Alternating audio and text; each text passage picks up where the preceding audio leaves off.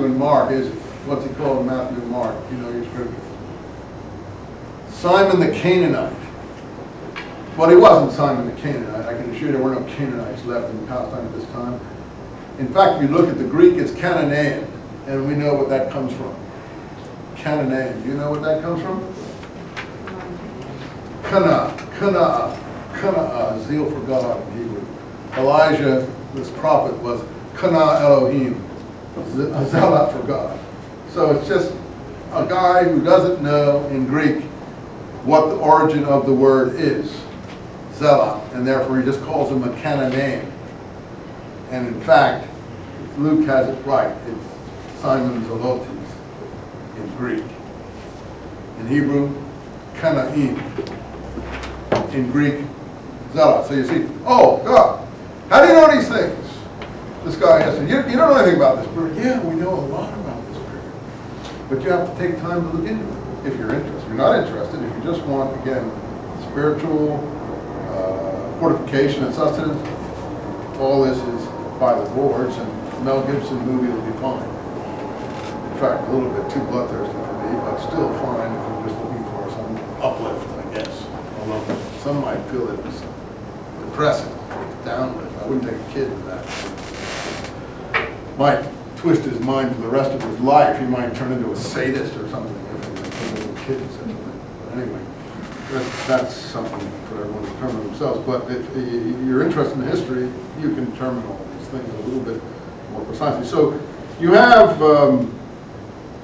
the outbreak of 4 BC at Josephus. Now, in that outbreak in Josephus, when they think Herod is dead, Herod does leave instructions to his successor to round up all the notables in a stadium and kill them all when he dies. Why does he want them all killed when he dies, all these important people? Not because he's afraid of an uprising. What's he want? He wants there to be much weeping in the country at his death, and he knows no one's going to cry for him. So he wants his successor to kill all these people so there'll be a lot of weeping. Does his successor kill all these people? No, he lets them go. He's too smart to kill all these people and cause himself an even worse situation than he has before. That's this son of Herod. His name is, I think, Archelaus. And he appears in the scripture, and his name is mentioned, Archelaus. Anyway, he survives from 4 BC to 7 AD, and the revolutionary strife is so great that the Romans, like Americans are doing in Iraq now, finally remove him and put a direct Roman governor in control. But as a prelude to putting a direct Roman governor in control, they take a census because his main job is taxing. And that's why the census is taken in 7 AD when Quirinius or Cyrenius comes into the picture. Have I made all that clear? Is that you got that now fairly straight? So that's really the tax uprising that occurs after that in Josephus. And that's the Lucan date for the birth of Christ. So both Matthew takes the one revolutionary event of the 4 BC time, and that I think Herod wanted to kill people, but not because he felt someone was going to supplant him, because he wasn't going to be cried at in his funeral. And his successor doesn't do it, because he knows that will make him so unpopular his position wouldn't be tenable. 2, the Romans remove him because he's not functioning adequately. They put their own governor in, and that starts the Roman governors in 7, and that starts the tax, and that's the beginning of the Zealot movement in Josephus 2, actual movement in both the Antiquities and the war, and that started by Judas Galilean. Now, he doesn't call it the Zealot movement, Josephus, at that point. He calls it the 4th philosophy. He's already enumerated 3, Pharisees, Sadducees, and Essenes. And he says, the 4th philosophy I'm going to tell you about, but he doesn't really tell us about it. He doesn't name it as such. He calls it the 4th philosophical school. It's only we later calling it Zealot because that's what we see it as being. But I think a better name for it would be the Messianic movement. The 4th movement is the Messianic movement. And it begins just when you think it ought to begin, when there is a problem over who is going to be king in Palestine. And that's when Luke portrays Jesus as being born.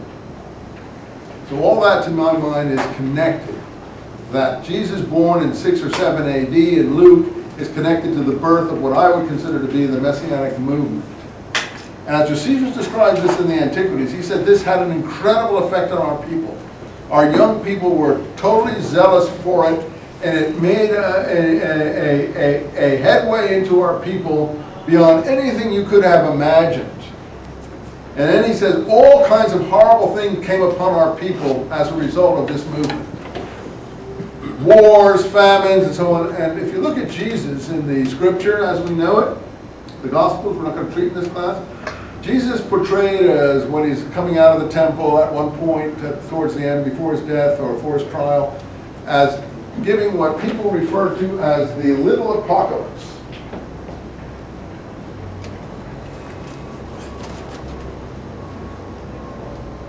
Where he says, and famines, wars, people saying all these things are going to happen after my death, and when you see the abomination of the desolation, standing where ought not to stand, take to the hills. This is in the synoptics again. Matthew, Mark, and Luke are called the synoptics because they revolve around a similar source, so we call them similar, whereas John doesn't have some of this material. He has totally more mystical material. How many are familiar with that sort of oracle Jesus gives there? It's called the little apocalypse. How many are familiar with that? Well, you'll find it in Matthew, Mark, and Luke. The most extensive versions are in Matthew and Luke. Mark is less so, but you'll find it there. And most people have said this is very much like Josephus' description of what this fourth philosophy brought upon the people. Do I think that that's true? Yeah, I do. I think that the two are based on the same source or parallel in terms of the kind of things that are evoked there. Okay, so the Romans bring in direct governorship.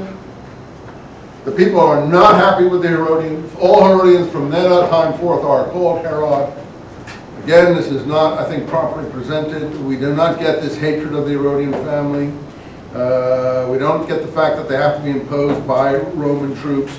We don't get the fact that Herod's father had Roman citizenship conferred upon him for services rendered in the initial Roman takeover of the country.